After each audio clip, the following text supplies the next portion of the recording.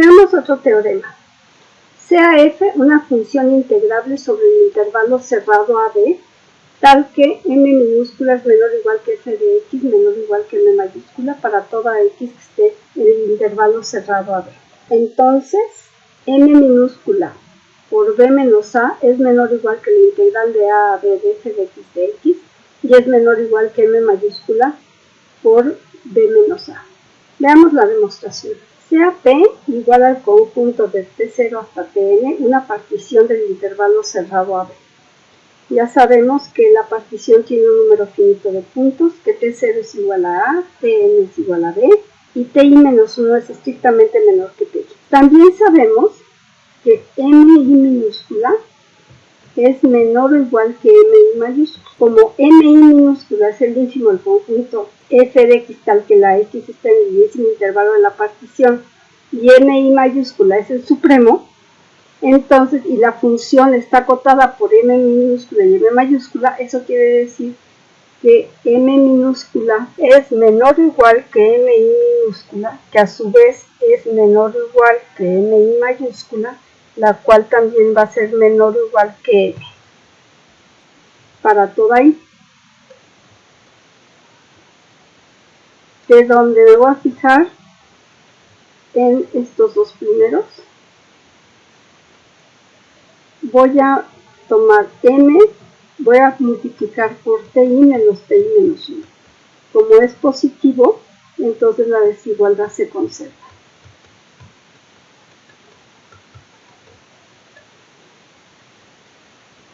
Y ahora vamos a tomar la sumatoria desde i igual a 1 hasta n de m minúscula por ti menos 1. Esto es menor o igual que la sumatoria desde igual a 1 hasta n de m minúscula por ti menos 1. Como la m minúscula, como esta m minúscula, no depende de la i, la puedo sacar fuera la sumatoria y me queda m por la sumatoria desde igual a 1 hasta n de ti menos 1. Esto es menor o igual, lo que tenemos de este lado no es otra cosa que la suma inferior, entonces nos queda L de FP. Ahora, la sumatoria desde igual a 1 hasta n de ti menos 1, lo que estoy sumando son las longitudes de los intervalitos de la partición. Por lo tanto, la sumatoria de todas esas longitudes lo que me da es la longitud del intervalo. Es decir, tengo m por b menos a. Y esto es menor o igual que L de FP. Análogamente tenemos que U de FP es menor o igual que M mayúscula por B menos A. Pero sabemos que la integral de A a B de F de X es mayor o igual que L de FP y menor o igual que U de FP. Pero L de FP es mayor o igual que M por B menos A y U es menor o igual que M mayúscula por B menos A. Por lo tanto tenemos que M minúscula por B menos A es menor o igual que la integral de A a B de f de X, que es menor o igual que M mayúscula por B menos A. Así, este teorema nos dice que si f está acotada entre m minúscula y m mayúscula, entonces la integral va a estar acotada entre m minúscula por b menos a y m mayúscula por b menos a. Veamos ahora una definición. Sea f definida del intervalo cerrado AB a los reales integral. Definimos f mayúscula definida del intervalo cerrado AB a los reales como f de x es igual a la integral de a a x de f minúscula de t de t. Observemos que esta función depende de x y x es el límite superior de la integral. Entonces esta función es una integral y varía conforme x varía. Veamos el siguiente teorema. Sea f definida del intervalo cerrado AB a los reales integrable. Entonces, la función f mayúscula de x definida como la integral de a a x de f minúscula de t de t es continua en el intervalo cerrado AB.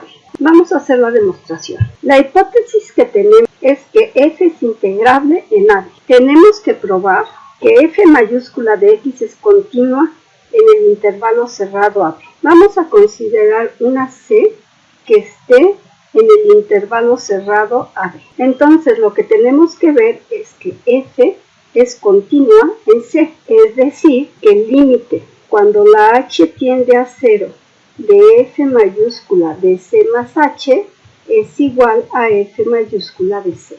Es decir, tenemos que probar que dada epsilon mayor que 0, existe delta mayor que 0, tal que si x está en el intervalo cerrado AB y 0 es menor que el valor absoluto de h menor que delta, entonces f mayúscula de c más h menos f mayúscula de c tiene que ser menor que epsilon. Como f minúscula es integrable en el intervalo cerrado AB, entonces, por definición, f está acotada en dicho intervalo. Entonces vamos a considerar m mayor que 0, tal que el valor absoluto de f de x es menor o igual que m para toda x que esté en el intervalo cerrado AB. Pero esto quiere decir que menos m es menor o igual que f de x, que es menor o igual que m. Es decir, quitamos el valor absoluto. Vamos a considerar dos casos. El primer caso es si la h es positiva. Entonces tenemos que f mayúscula de c más h menos f mayúscula de c, esto es igual por definición de la f mayúscula a la integral de a c más h de f minúscula de t de t menos la integral de a c de f minúscula de t de t. Pero esta diferencia la podemos escribir como la integral de c a c más h, por las propiedades de la integral, de f minúscula de t de t. Veamos ahora qué pasa si h es menor que 0. Entonces tenemos que f mayúscula de c más h menos f mayúscula de c es igual a la integral de c a c más h de f de t de t. Pero como la h es negativa, entonces c más h es menor que c. Es decir, que esta integral es igual a menos la integral de c más h a c de f de t de t. Vamos a usar ahora el teorema anterior en el intervalo c más h, c. Pero la longitud de este intervalo es c menos c más h, es decir, menos h. Entonces teníamos que menos m era menor o igual que f de x y menor o igual que m para toda x en el intervalo cerrado AB. Ahora aplicamos el teorema anterior y entonces tenemos menos m por la longitud del intervalo que es menos h es menor o igual que la integral de c más h a c de f de t de t, pero esto es menor o igual que m por menos h. Ahora, esto lo podemos escribir como m por h menor o igual que la integral de c más h a c de f minúscula de t, que es menor o igual que menos m por h. Recuerden que menos m por h es positivo. Si multiplicamos esta desigualdad por menos 1, la desigualdad se invierte. y nos queda menos m por h es mayor o igual que menos la integral de c más h a c de f de t, que es mayor o igual que m por h. Ahora, vamos a recordar la otra desigualdad que teníamos aquí. Tenemos esta desigualdad y tenemos esta otra desigualdad aquí. Entonces, de estas dos desigualdades las podemos escribir en una sola como el valor absoluto de f mayúscula de c más h menos f mayúscula de c es menor o igual que m por el valor absoluto de h.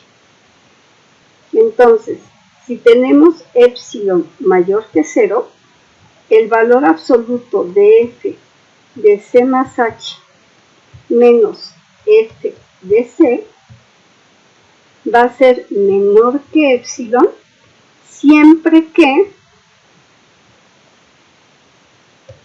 el valor absoluto de h sea menor que epsilon entre m. Es decir, esto va a ser nuestra delta. Bueno, vamos a escribirlo esto de manera que se entienda mejor. Entonces tenemos 0 es menor que el valor absoluto de h, que es menor que delta. Entonces tenemos que 0 es menor que el valor absoluto de h, que es menor que epsilon sobre m, que es la delta.